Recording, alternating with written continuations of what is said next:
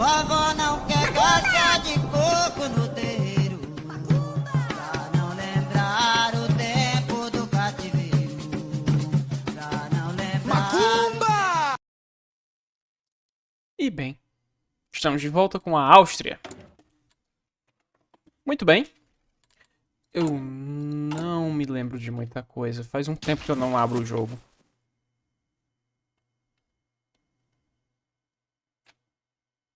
Ok, acho que eu já refresquei a memória. Acho que sim. Ok. Vamos lá.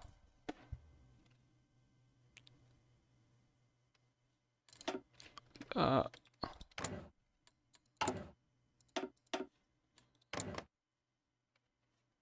não tá? Eu não estou vendendo nada no momento, né? A minha justificativa foi o fato de que eu provavelmente vou entrar em guerra em breve.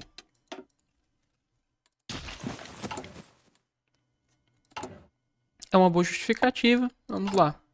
Nós precisamos nos preparar.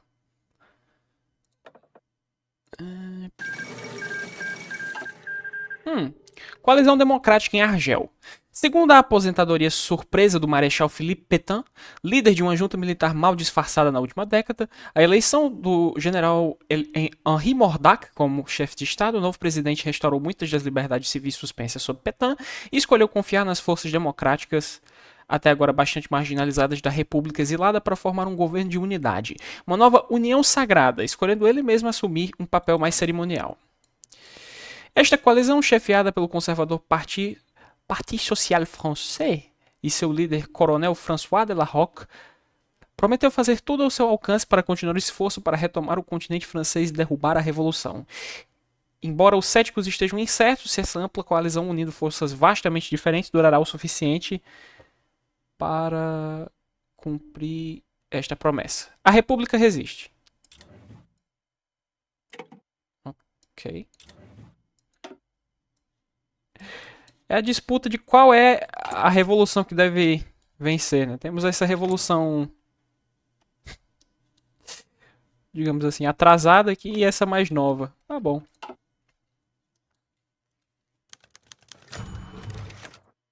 Apoio para o movimento republicano polonês. Desde que a Alemanha nos roubou da Polônia durante a Weltkrieg, nós temos tentado minar a monarquia deles.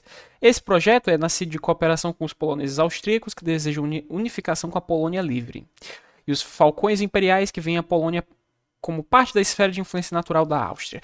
Apesar das tentativas alemãs de manter a Polônia firmemente em seu bolso, nós angariamos muita influência no reino, organizações de amizade, industriais e até mesmo ministros e conselheiros. O principal vaso de nossa influência é o bloco Centro-Left, a oposição democrática ao governo do rei. Nós temos apoiado o Centro-Left por uma década agora, primariamente através de seus contatos com o lado galiciano da Polônia. A esperança é que se a Centro-Left puder garantir uma vitória eleitoral maior, eles moverão a Polônia dramaticamente para longe da esfera alemã e para dentro da nossa, o que naturalmente beneficiaria a ambos de nós mais do que a situação atual.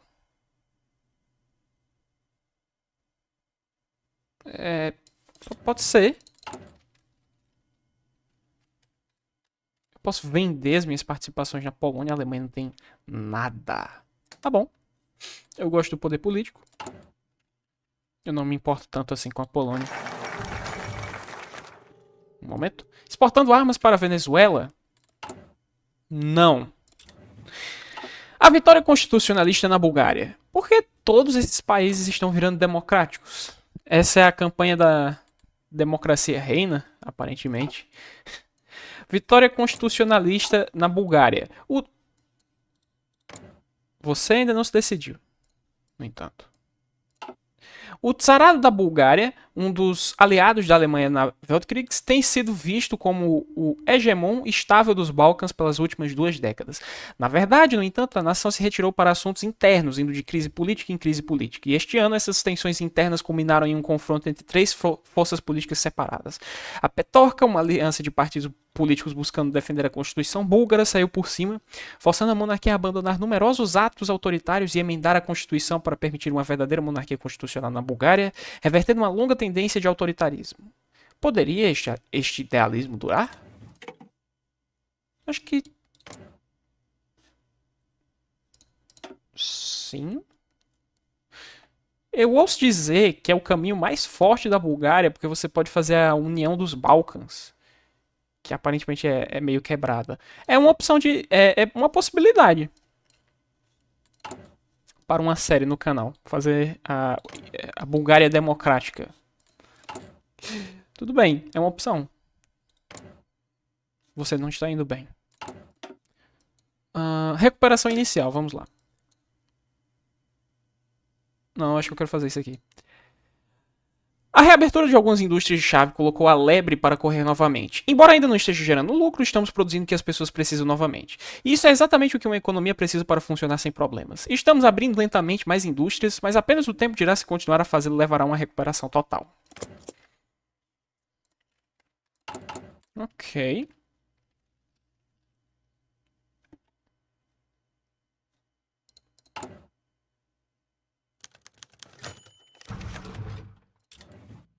Agora note o quão bom isso é. Nós não ganhamos uma fábrica civil, nós ganhamos uma. Perdão, uma fábrica militar. Uma para cada membro do Donal Adriabunda. Ou seja, nós ganhamos 1, 2, 3, 4, 5 fábricas militares. De uma vez. Certo? Poderia ser útil colocar um chefe da Força Aérea.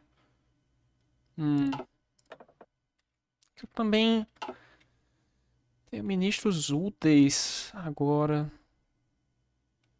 Eu não vou poder colocar você.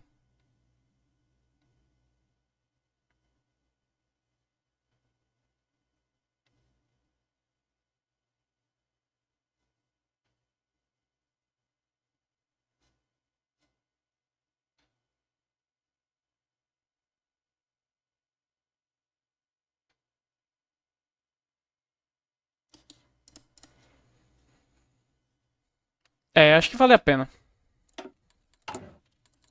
Bem, vamos fazer mais armas e tanques leves. Apesar de que... não, eu atualizei sim. Esse é o design que nós estamos usando agora. Não é perfeito. Eu não sei nem se é bom, mas vai funcionar.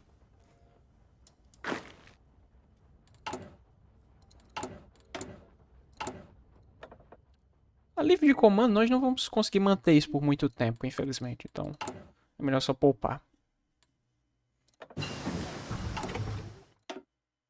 Temos edificação. Podemos pesquisar mecânica computacional. É uma opção. Artilharia melhor. É uma opção. Rádio. Acho que vou precisar de rádio, já que eu vou entrar em guerra. Quer dizer, eu não sei se eu vou entrar em guerra ou não. Ainda não me decidi com essas coisas feias.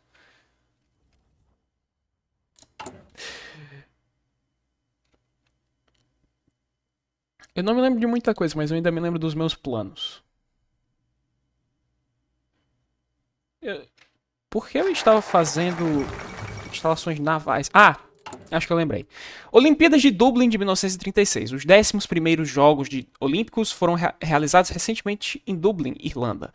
Mostrando a capital da jovem república, os jogos provaram ser uma grande fonte de orgulho para ela. Mais uma vez, delegados franceses e britânicos estiveram ausentes. As potências sindicalistas não reconhecidas pelo Comitê Olímpico Internacional e governos no exílio sem homens para enviar. Atletas alemães e americanos viram um maior sucesso, empatados de perto com 27 e 26 medalhas, enquanto atletas irlandeses tiveram um desempenho acima da média, ganhando 9 medalhas. Nós fizemos o nosso melhor. Tenho certeza. Mas temos coisas mais importantes para resolver. Passando o gargalo. Após alguma recuperação inicial, o status de nossa economia estagnou por um tempo. No entanto, parece que está finalmente tomando um rumo para o melhor. Indústrias privadas estão começando a seguir a liderança pública e ampliar a produção para acompanhar suas contrapartes patrocinadas pelo Estado. Perfeito.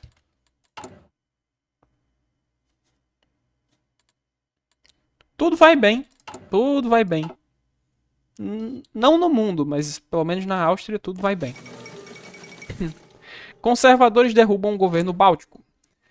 Notícia de última hora de Riga. Friedrich von Samson Samson Himmelstierna foi forçado a sair como premier do Ducado Báltico Unido após uma campanha conservadora de meses para destituí-lo. Sua expulsão é o clímax de um impasse prolongado que viu seu governo em grande parte paralisado pela oposição.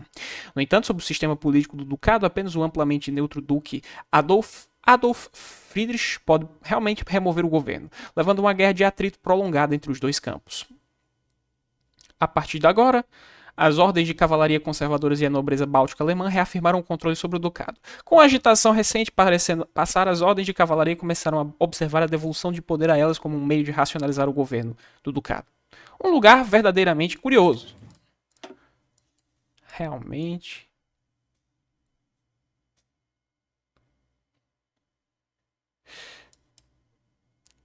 É um país estranho. Com coisas muito estranhas que você pode fazer. Tipo a Alemanha. Eu me pergunto se existe outro país que pode formar a Alemanha.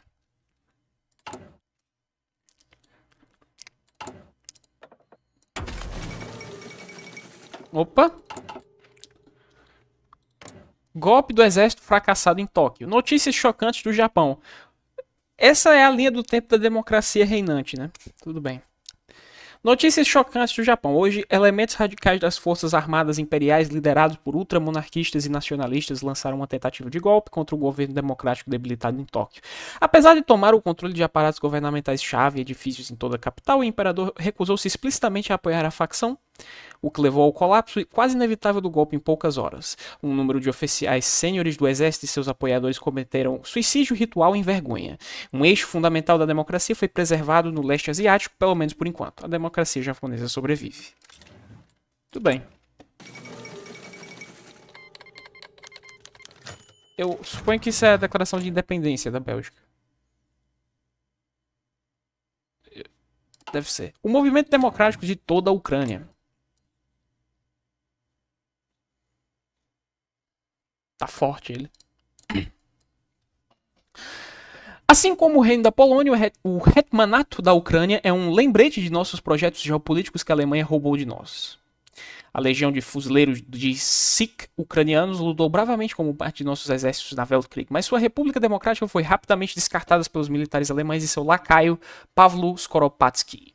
Desde então, remanescentes dos republicanos ucranianos, dirigidos pelo ex-secretário-geral de Assuntos Militares Simon Petliura, tem se baseado em Lviv. Apesar dos pedidos de extradição, demos porto seguro aos republicanos, afinal eles são cidadãos da monarquia dual e têm permissão para organizar quaisquer associações que quiserem. A Associação da Amizade Austro-Ucraniana, presidida pelo arquiduque Vassil von Habsburg, tem sido uma defensora vocal de uma Ucrânia mais democrática. No rescaldo da crise econômica e do agravamento da opressão hetmanita, forças democráticas na Ucrânia se uniram e formaram um movimento democrático de toda a Ucrânia, o VDR. Eles estão atualmente engajados em protestos em massa e até resistência armada às forças do Hetman. E, oficialmente, não podemos apoiá-los. Mas também não precisamos impedi-los. A terra da coroa da Lodoméria tornou-se sua base de poder, e através de lá eles têm contrabandeado equipamentos, homens e direcionado fundos para o interior controlado pelo VDR no lado ucraniano da fronteira. Como a administração local na Lodoméria é mais ou menos simpática aos seus objetivos, nada é feito para impedir isso.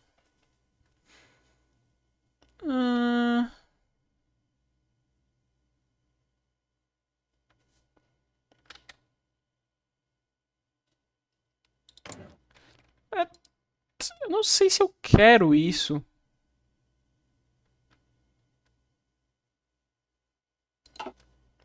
Porque é assim, eu imagino que se a Ucrânia entrar para a minha aliança, a Rússia ainda vai declarar guerra na Ucrânia.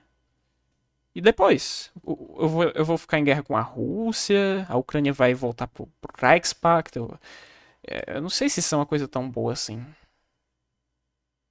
Não podemos ser vistos tolerando esse tipo de atividades revolucionárias. E eu ainda ganho 1% de estabilidade. Sinto muito, Ucrânia. É com vocês. Mustafa Kemal toma o poder. Parto das constantes brigas na Câmara de Deputados otomana e prejudicado por uma posição conservadora e muitas vezes realista, o grão-vizir usou eventos domésticos recentes para centralizar o poder em torno da posição do grão-vizir. Da sua posição, então. O decreto da manutenção da ordem pública emitido em tempos de grande crise já levou à criação de vários tribunais para sentenciar os inimigos do Estado e salvaguardar o Estado otomano. Embora muitos questionem os verdadeiros motivos do homem, é claro que ele desfruta de quase total apoio do aparato militar, limitando muito as chances de um contragolpe bem sucedido. Este é um retorno a 1913? Eu espero que sim, né? As coisas eram melhores nessa época. As coisas eram muito mais simples. Por que não?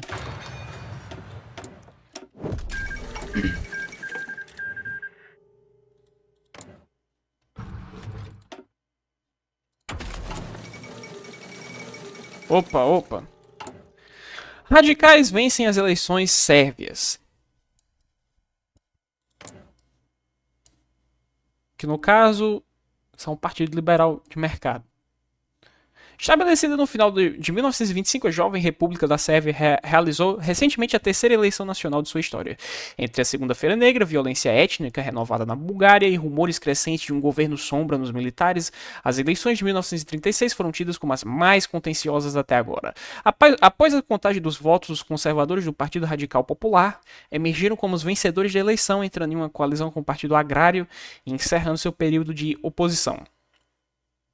O objetivo declarado desta grande união é construir uma democracia rural sérvia, livre de influência ocidental indevida, embora apesar disso, rumores afirmem que o novo presidente, Milan Stojadinovic, possa estar elaborando um plano mais drástico para salvar a Sérvia.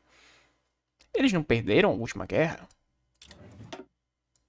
Um plano mais drástico?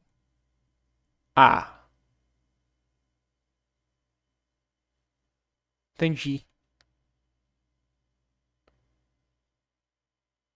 Outra opção interessante para uma série, a Sérvia.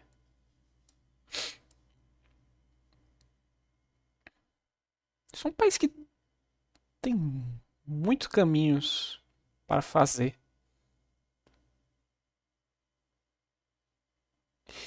E caminhos secretos também, não é?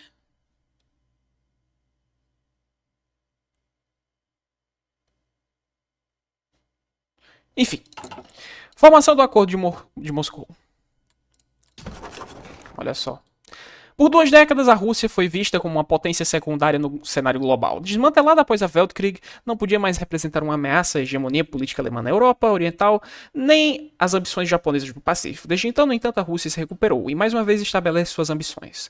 Diplomatas russos oficializaram uma aliança militar e econômica alegando unir todas as nações da Eurásia, não alinhadas nem com a Alemanha, nem com a Internacional, e nem com o Japão, eu suponho. Embora todos estejam bem cientes de que este acordo de Moscou é meramente uma extensão da esfera de influência da Rússia, a Rússia parece não comprar a ilusão também, e sua retórica expansionista revela que eles buscarão restaurar as fronteiras do antigo império com força. Eu acho. A Rússia está mais uma vez no cenário mundial, o que aumenta a tensão mundial, o que aumenta um pouco o meu apoio de guerra, o que é bom. Ok. Bem, eu posso mobilizar. Eu acho que é uma boa ideia. Opa! Eu quero mobilizar ou contratar alguém.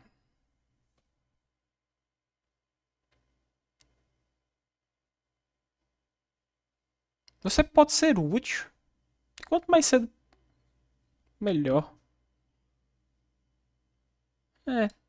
Pode ser. Vamos contratar Walter Braisky, porque ele dá 10% de velocidade de pesquisa, o que é bom.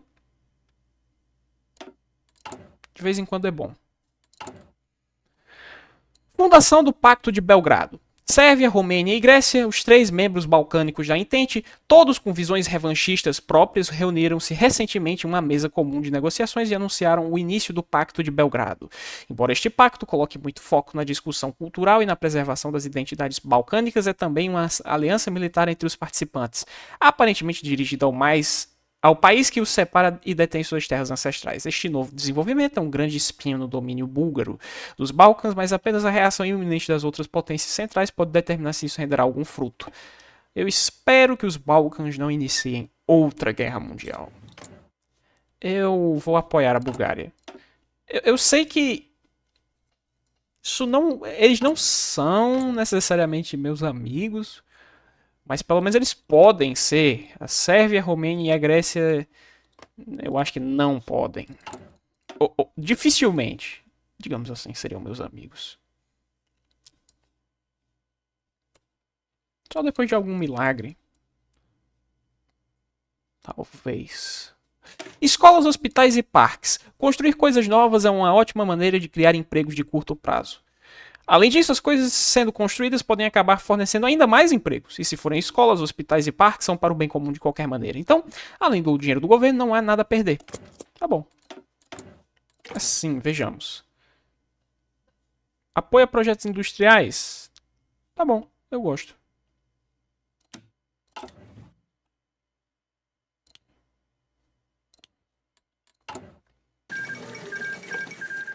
Insurgência de Mingan capitulou.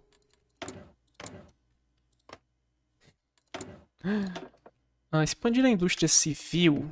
Eu não acho que será feito tão cedo.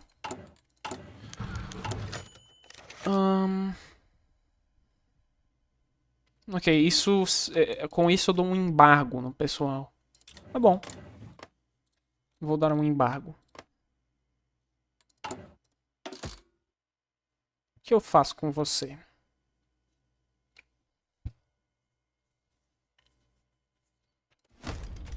Eu vou pegar logo isso, que será útil no futuro.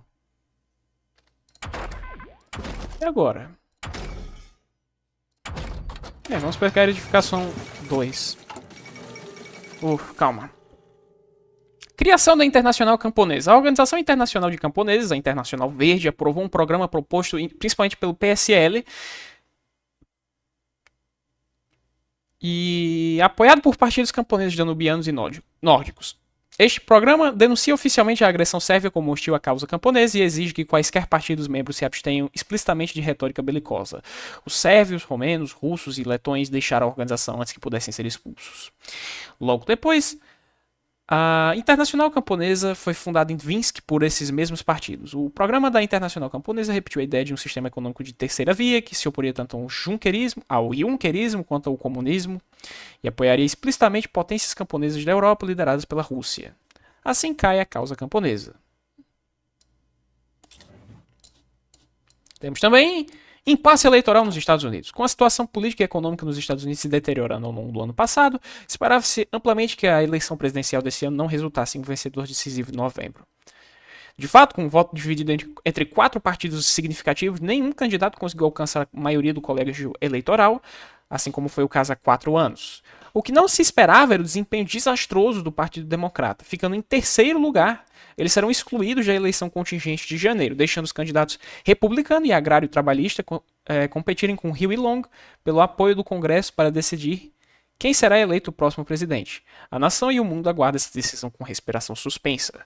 Para onde os Estados Unidos estão indo?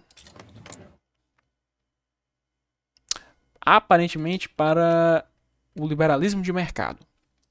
É popular, um sistema bem popular, anda sendo implementado na Sérvia.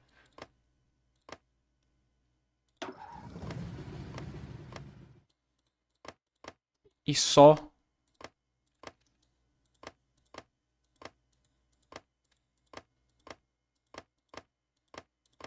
E no Equador. Pronto.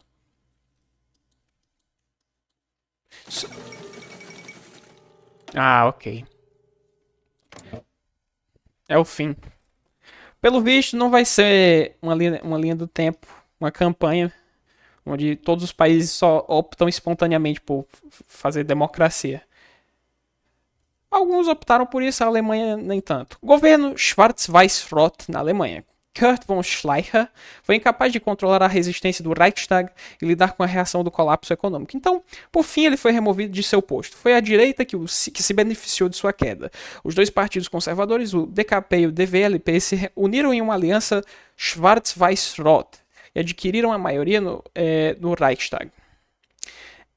Ewald von Kleist-Schmetzing, um funcionário público apartidário e ideólogo conservador, foi nomeado como um compromisso entre os dois titãs conservadores, formando o primeiro gabinete conservador na Alemanha desde 1924. Seu desprezo pela ordem constitucional reformada certamente levará a tentativas de desfazer o processo de parlamentarização. Entendido. E bem, acho que é isso por este episódio. Eu vou tentar produzir episódios mais curtos daqui pra frente, porque talvez eles estejam ficando muito longos. Então, é isso. E até a próxima parte.